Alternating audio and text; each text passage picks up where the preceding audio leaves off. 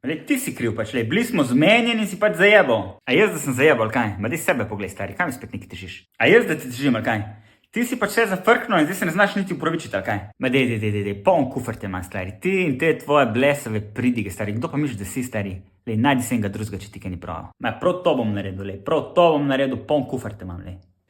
Konflikt navadno eskalira, ko se odzovemo na napad druge osebe na način, da se branimo ali pa da izkušamo napast nazaj. Da bi situacijo pomirili, lahko najprej probate drugi osebi prisluhniti in probate prisluhniti, kako se mogoče oni počutijo in kaj so njihove potrebe. Pri tem povzemanju lahko tudi povzdigujete glas. In šele potem, ko pride do pomiritve, se pa vi izraste s svojimi potrebami. En primer tega pa lahko zgleda tako.